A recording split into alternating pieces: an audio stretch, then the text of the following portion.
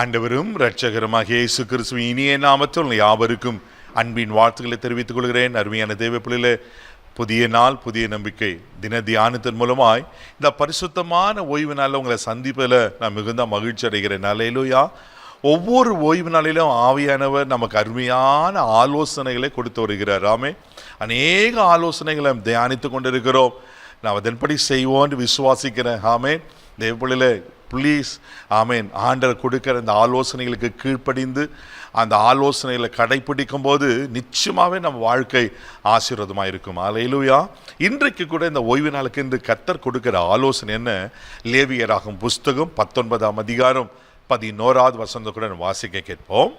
நீங்கள் களவு செய்யாமலும் வஞ்சனை பண்ணாமலும் ஒருவருக்கு ஒருவர் பொய் சொல்லாமலும் இருங்கள். ஹல்லேலூயா, ஹல்லேலூயா. பாருங்க, இங்க 3 காரியங்கள் சொல்லப்பட்டிருக்கு. ஒன்று, களவு செய்யாமலும், இரண்டாவது வஞ்சனை பண்ணாமலும், மூன்றாவது ஒருவருக்கொருவர் பொய் சொல்லாமலும் இருங்கள். ஹல்லேலூயா. தெய்வங்களை ஏற்கனவே நம்ம களவு செய்யக்கூடாது, வஞ்சனை செய்யக்கூடாது நாம் பார்த்துருக்கிறோம். இன்னைக்கு ஆவியானவர் சொல்லுகிற வார்த்தை ஒருவருக்கொருவர் பொய் சொல்லாமல் இருங்கள். இன்னைக்கு சிறு பிள்ளைங்கள் முதற்கொண்டு பெரியங்க வரையிலோட சர்வசாதாரணமாக பொய் சொல்லிடுறோம். சில நேரத்தில் விளையாட்டுக்கு தான் அதை சொன்னா அப்படின்னு சொல்லிடுவோம். தேவ பிள்ளையில ஆண்டவர் சொல்றாரு பொய் சொல்லக்கூடாது என்று. ஹல்லேலூயா. ஆமே. சின்ன சின்ன சின்ன காரியத்தோட யோசித்து பார்த்தீங்கன்னாக்கா நம்ம பொய் சொல்லிடுறோம்ல. ஆனால் நம்மளுக்கு அது பெருசாக தெரியுதுல. ஆனால் ஆண்டவர் அது அருவருக்கிறார். ஆண்டவருக்கு அது புரியும் இல்லை. நம்ம ஆண்டவர் எப்படிப்பட்ட ஆண்டவர் தெரியுமா? வேதத்தில் வாசிக்கிறோம். அதே லேவியராகும் புஸ்தகம் 19ஆம் அதிகாரம் 12ஆம் வசனத்தை கூட நம்ம வாசிக்கும் போது அங்கே சொல்லப்பட்டிருக்கு. வாசிக்க கேட்போம். என் நாமத்தை கொண்டு பொய்யானை இடுவதினால் உங்கள் தேவனுடைய நாமத்தை பரிசுத்த குலைச்சல் ஆக்காமலும் இருப்பீர்களாக. ஹல்லேலூயா. பாருங்க, என் நாமத்தை கொண்டு பொய் ஆணையிடுங்க. சிலர்லாம் கடவுள் பேர்லேயே சத்தியமா, கடவுள் சத்தியமா அப்படி சொல்ல கேட்டிருக்கிறீங்களே தேவ பிள்ளையில. பாருங்க, அப்படி அவர் நாமத்தில் நாம் பொய் ஆணையிடக்கூடாது. உங்கள் தேவனுடைய நாமத்தை பரிசுத்த குலைச்சலாக்காத இருப்பீர்களாக. தெய்வ பிள்ளையில அவர் நாமத்திலையும் பொய் சொல்லக்கூடாது. அப்படி பொய் சொல்லும் போது அவர் நாமத்தை நம்ம பரிசுத்த குலைச்சலாக்கிறோம். நம்ம ஆண்டவர் யார் தெரியுமா? பொய் உரையாத தேவன். அவர் பொய் சொல்ல மனுஷன் அல்ல, மன புத்திரம் அல்ல என்று சொல்லப்பட்டிருக்கு. சங்கீதத்தின் புஸ்தகம் 5ஆம் சங்கீதம் 6வது வசனம் கூட நீங்க வாசிப்பீங்கன்னா அழகா சொல்லப்பட்டிருக்கோம். வாசிக்க கேட்போம்.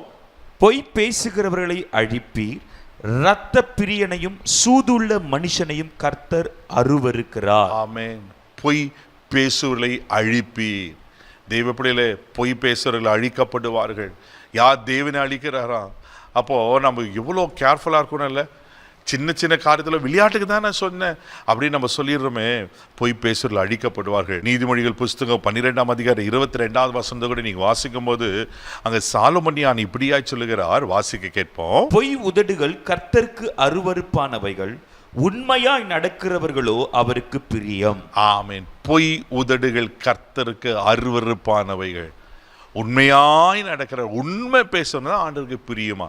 இதே பிள்ளைல இன்னைக்கு நம்ம வாழ்க்கை எப்படி யோசித்து பாருங்க. ஒரு பொய் பேசுகிறா இருப்பீங்கன்னா சின்ன விளையாட்டுக்கு தான். சில நேரத்தில் நம்ம பிள்ளைங்களை போய் பேசிடுவோம். ஆமென். இதே பிள்ளைல நாம் பொய் பேசுகிறத பிள்ளைங்க கவனமாக கவனிக்கிறாங்க.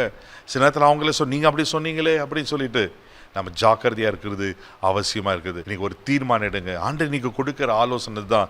சின்ன காரியத்துக்கு எந்த காரணத்தை கொண்டும் நான் பொய் பேச மாட்டேன்னு தீர்மானம் எடுங்க. ஆண்டு நிச்சயமாக உங்களை ஆசீர்வதிப்பார். ஆண்டவருக்கு பிரியமாய் நீங்கள் வாழ்வீங்க. கண்களை மூடி நம்ம செபிக்கலாம். அன்பு தகப்பனே, உமக்கு நன்றி சொல்லி உமக்கு துதிக்கிறோம். உமக்கு ஸ்தோத்திரம்ப்பா. ஆண்டவரே, உமக்கு நன்றி அப்பா. உமக்கு ஸ்தோத்திரம்.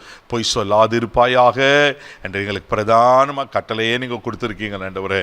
அந்த 10 கட்டளைகளில் ஆண்டவரே பொய் சாட்சி சொல்லாத இருப்பாயாக சொன்ன போல் ஆண்டவரே அந்த பொய் நாவை நீங்கள் அருவருக்கீங்க. பொய் நாவை அழிப்பீர் ஆண்டவரே.